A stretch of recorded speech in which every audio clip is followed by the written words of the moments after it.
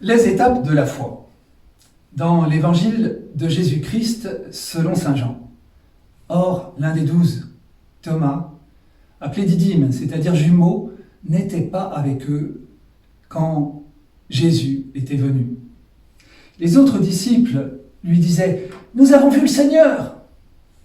Mais il leur déclara « Si je ne vois pas dans ses mains la marque des clous, si je ne mets pas mon doigt dans la marque des clous, si je ne mets pas ma main dans son côté, non, je ne croirai pas. » 8 jours plus tard, les disciples se trouvaient de nouveau dans la maison et Thomas était avec eux. Jésus vient. Les portes étaient verrouillées, il était là, au milieu d'eux. Il dit « La paix soit avec vous !» Puis dit à Thomas « Avance ton doigt ici et vois mes mains. Avance ta main et mets-la dans mon côté. Cesse d'être incrédule, deviens croyant. » Alors Thomas lui dit « Mon Seigneur et mon Dieu !» Jésus lui dit « Parce que tu m'as vu, tu crois. Heureux ceux qui croient sans avoir vu. » Si l'on montait un comité de soutien à l'apôtre Thomas, nul doute qu'il aurait de très nombreux adeptes. Finalement, on l'aime bien ce brave Thomas, car il nous ressemble un peu avec ses doutes. Et puis le doute n'est-il pas humain et nécessaire pour avancer sur le chemin de la foi? Pourtant, la réponse de Jésus est cinglante. Cesse d'être incrédule, sois croyant. Pour avancer sur ce sujet, il est bon de s'arrêter encore sur ce qu'est la foi. L'Église nous dit que la foi a une double dimension. Elle est don de Dieu à l'homme, qui lui offre la possibilité d'entrer avec lui. Et elle est aussi une réponse libre de l'homme, qui est invité à établir avec Dieu un commerce d'amitié, pour reprendre l'expression de sainte Thérèse d'Avila. Dans la Bible, la foi a deux sens.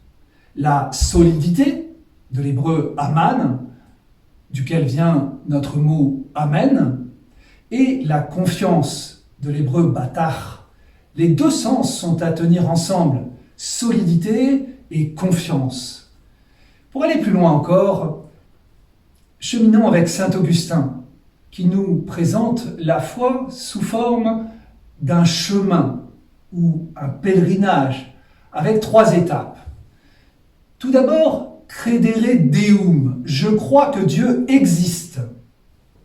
C'est le point de départ qui me distingue de l'indifférent qui ne sait pas et de l'athée qui croit que Dieu n'existe pas. Cela dit, je peux croire que Dieu existe sans toutefois voir ma vie transformée par lui. Deuxième étape du pèlerinage de la foi, credere Deo. Credere Deum, credere Deo. Je crois Dieu. C'est-à-dire, je crois ce que Dieu dit, en particulier dans la Bible. Je crois aux valeurs portées par l'Église, au message que transmet Jésus à ses apôtres. C'est un pas de plus dans la foi. On le trouve très souvent présent dans ces personnes qui viennent frapper à la porte de l'Église pour des demandes de sacrement. La troisième étape du pèlerinage dans la foi, credere in Deum, je crois en Dieu. C'est là que se joue la véritable rencontre avec le Dieu vivant. C'est la troisième et dernière étape, la plus importante bien sûr, et celle vers laquelle nous voulons chacun sans cesse cheminer et aider nos frères et nos sœurs à cheminer. Là, nous mettons notre confiance en Dieu. Je m'appuie sur lui. Il devient le guide de ma vie. Je me livre à Dieu. Je lui confie le sens de ma vie. Je compte sur lui qui est notre rocher. Je mets mon destin en lui, dans un mouvement de réponse à l'alliance qu'il m'offre.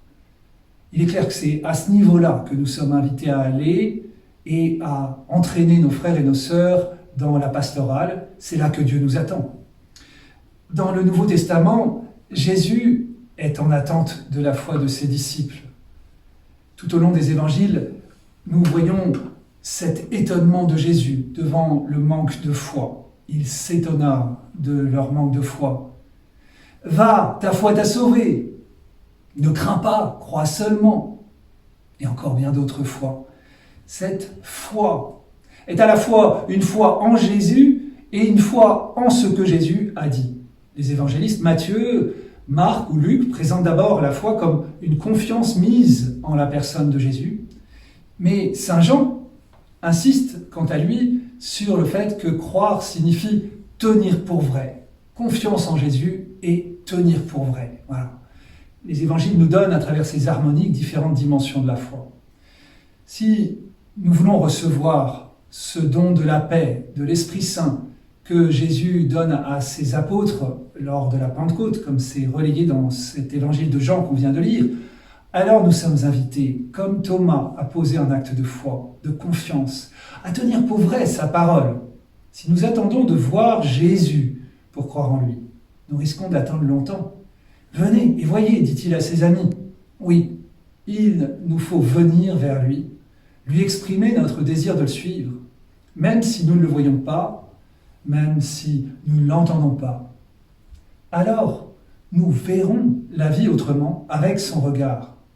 C'est ce que l'on appelle couramment les yeux de la foi. La foi nous met sur un chemin qui peut avoir ses hauts et ses bas. De nombreuses difficultés pourront se trouver sur notre route, mais le plus important reste l'adhésion que nous voulons donner à Dieu. C'est de là que tout part, que tout devient possible. Alors, osons dire comme Marthe à Jésus, « Oui, Seigneur, je crois. »